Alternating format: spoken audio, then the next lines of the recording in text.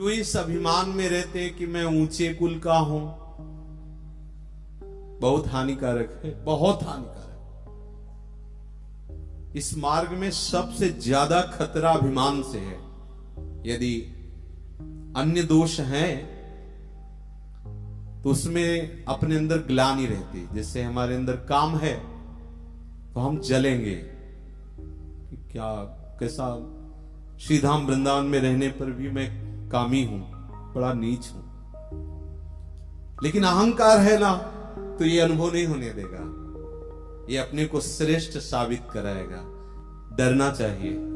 यदि कहीं अभिमान हो तो इस बात से डरना। इसी से सारे अपराध बनते हैं। इसी से जितने भी अपराध हैं वो सब इसी देहाभिमान से ही बनते। जो अभिमान है ना, अगर एक जो रोया है ना, वो गिरना है ना, तो उसे पुनः लगा नहीं सकते। कहते हैं हम बहुत बड़े बलवान विद्वान, कुछ नहीं हो।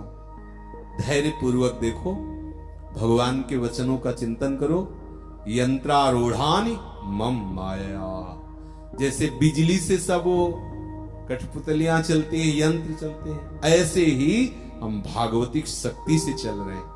बस अहंकार होने के कारण शुभ अशुभ कर्म बन रहे हैं, उनको भोगना पड़ रहा है। यही बार बार जन्म मरण का हेतु। कोई अधिकारी अनाधिकारी का प्रश्न नहीं, सब कोई।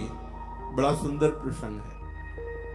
सभी वर्णों के, सभी जाति के, सभी प्रकार के स्त्री पुरुष कोई भी प्रभु के चरणों का सहारा लेकर निरंतर नाम जप करते हुए ऊंची से ऊंचे पद में पहुंच सकते। ऊंचे से ऊंचे।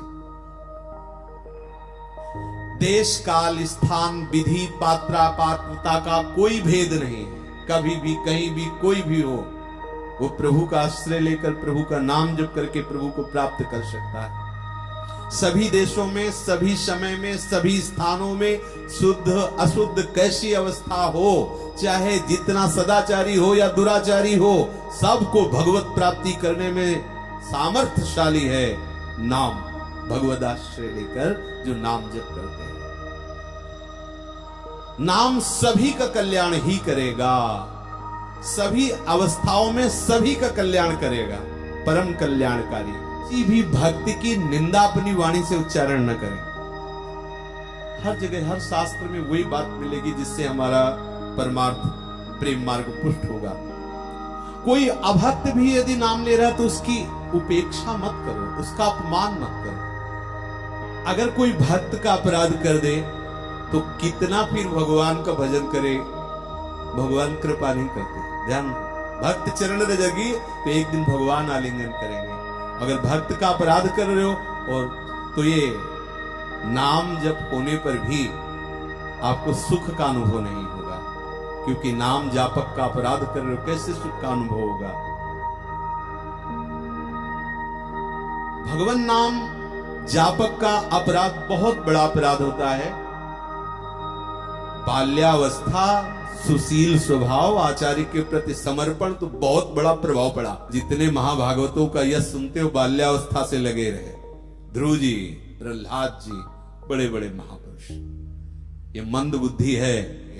और जब संस्कार भोगों के पुष्ट हो जाते हैं तो भजन एक नाटक होता है, भजन नहीं होता। वो बैठे प्रपंच ही चलता रहता है अंदर। देख लो ना, अंदर की बात है, सबका हृदय है, सब देख लो। प्रमाण की जरूरत क्या है। अगर आपने पूर्वाभ्यास भजन का नहीं किया तो आज दीक्षा लेके तुरंत आप भजनानंदी थोड़ी बन जाओगे। नाना प्रकार की वासनाएं आपको घेरे रहेंगी। और ये बाल्यावस्था से है तो ये विशेष हरि की कृपा होती, ये सब नहीं जानते। हम इसीलिए प्रणाम करते हैं मन से इन जिन्होंने अपना जीवन प्रभु को अर्पित कर दिया है। कितना कष्ट का जीवन है, कोई मनोरंजन नहीं, किसी भी तरह की विषय वासना की वृत्ति नहीं। अंदर सब उठती, वो सब जलकर सहता रहता है, रोते रहते हैं, प्रभु कृपा करो कृपा करो।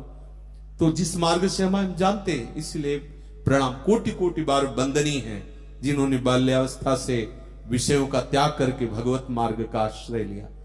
निर्मल बुद्धि होती है, नया हृदय होता है, पवित्र हृदय होता है, तत्काल बात को पकड़ लिया जाता है और संयम से चलने के लिए उत्साह आ जाता है। कोरी मटकी में दही बहुत बढ़िया जमता है। ये जो बाल्यावस्था से असत प्रवृत्तियों का त्याग कर भगवत मार्ग में कोटि कोटि बंदनी चाहे जैसे तुम लड़खड़ा के चल रहे हो, विश्वास रखना वो अजान बाव हैं, वो खींच लेंगे आपको। आपकी लड़खड़ाहट आपको रोक नहीं सकती, चलते रहो। जादू क्या होता है? उनके प्रीतम होते हैं, उनके प्रभु होते हैं। उनके प्रीतम के नाम में इतनी सामर्थ्य है, उनकी लीलाओं में इतनी सामर्थ्य है, उनकी शरणागति में इतनी सामर्थ्य है। मन में आने लगता है कि ये चले भगवत मार्ग में, तो आपका भी मन सोचने लगता है मैं चलूं भगवत मार्ग में। यही जादू है। अगर भगवत कृपा पात्र संतों का संग ना हो तो मोह जाल छोड़ना बहुत कठिन है।